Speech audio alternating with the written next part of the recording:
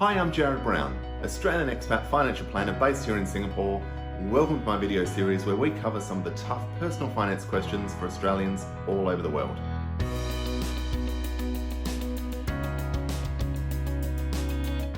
Today I'm going to share with you my 8 top tips to avoid financial disaster in your relationship. We've asked many divorce lawyers over the years, so unfortunately we're often involved in the process when it comes to the separation of finances. What is the number one reason that people end up in your office? And more often than not, the answer somehow relates to money and personal finance. So outside of it just being about honesty being the best policy, today I want to share with you my 8 top tips to avoid ending up in that divorce lawyer's office. So let's dive right in.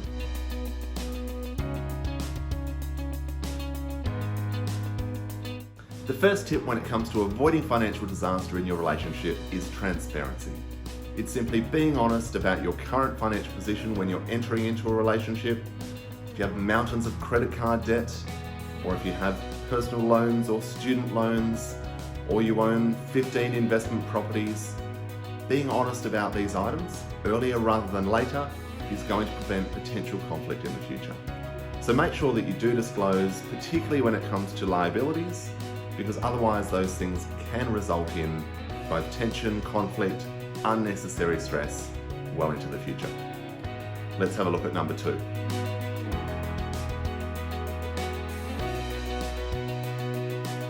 The second tip to avoid financial disaster in your relationship is to divide and discuss. Now what I mean by this is it's quite common for one member of a relationship to earn more money than the other. This is just part of life, there is nothing wrong with it, it will continue to happen.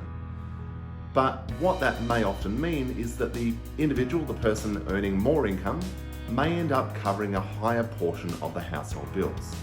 Now there's nothing wrong with this at all, but the reason I raise it is because the more openly you discuss it, the more openly you share your financial goals, share how you're covering expenses as a household, the more harmony you're going to have in the long run.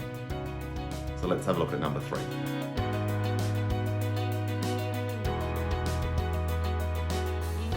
The third tip is a fair division of labour. Now, what do I mean by this? I mean equally, fairly, equitably distributing the roles within your household. There's no point both parties worrying about saving for retirement or stressing over your expenses. Quite often there will be one member of the relationship that plays that role. But when it comes to preparing meals or cleaning the house, taking the kids to school, dropping them off at sports, saving for your retirement, covering your household bills, whatever may be involved, allocate the roles and make sure that the other partner also knows what's going on. It's no good having one partner save for retirement, cover all the expenses and look after the personal finances if the other party has no idea what's going on. Because what happens if there is a separation, or heaven forbid your partner passes away or suffers from a disability, you need to know how to manage those finances and what's going on. So let's get into number 4.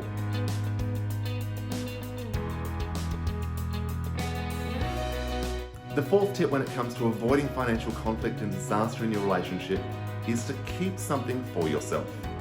Now what I mean by this is when you're planning how much you're going to save for your retirement or save for your kids' education or whatever else you may be saving for and whatever other financial goals you may have, keep a little money for yourself, for your discretionary spending, so that you can go out with your friends or play sport or go out for dinner, whatever may be involved. Keeping a little discretion and authority over your own money is very important when it comes to achieving that financial harmony in the long run. So let's get into number 5.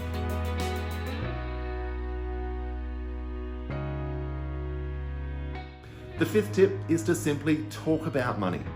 Set a date each week or each fortnight, head out for dinner or grab a bottle of wine and sit on the balcony or sit on your lounge and just talk about money. Talk about your financial goals, talk about your financial position, anything that's worrying you. Money is far too often seen as a taboo subject in many households, and we need to overcome this. Now, I would say this is even more important if you have kids in the house, because explaining to them and showing them, leading by example, that money is a perfectly happy subject to talk about, they're going to carry that on into their later life as well. And the more we talk about money, the more we can avoid those disasters in the long run. Let's get into number 6.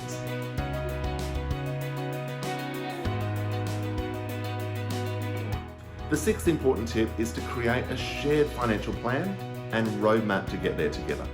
Now, whether you do this yourself or you come in and speak with a financial planner like myself, what will happen and what you want to do is to create that roadmap. How are you going to achieve your financial goals? What's important to each of you? And what are you both working towards? You've walked down the aisle, or perhaps you haven't, but you're in a committed relationship, planning to spend the rest of your lives together. Why would we not have a shared financial plan to actually achieve our goals? So if you have any questions on this one, do feel free to reach out. Quite often it can be helpful to actually explore those ideas or anything you may have overlooked with a qualified professional.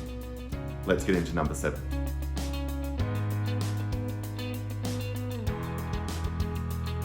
The 7th financial tip to avoid financial distress and conflict in your relationship is that ignorance is not bliss. We cannot have one partner looking after all the finances, doing all of the spending, paying all the bills, saving for retirement, taking care of everything, and discussing nothing with the other member of the relationship.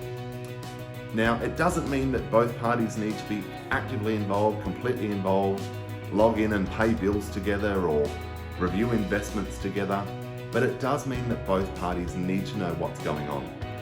Both members of the relationship should have some say, some input into the financial goals and how they're being achieved. So be sure to do this, because all too often we see one party managing everything and the other partner having no idea what's going on. And this can often create conflicts, particularly well into the future. So let's get into my 8th and final tip for today.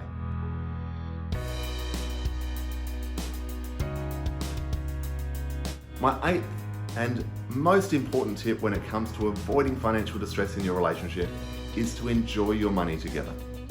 They say the best things in life are free, but quite often a lot of the things we want to do are not. Whether it's going on a holiday, going to a theme park, going out for dinner, whatever it may be, going out to the movies, make sure that you make time to celebrate your money together. We work hard, generate the income, look after the household, pay our bills, be responsible adults. It's important that we actually enjoy the journey.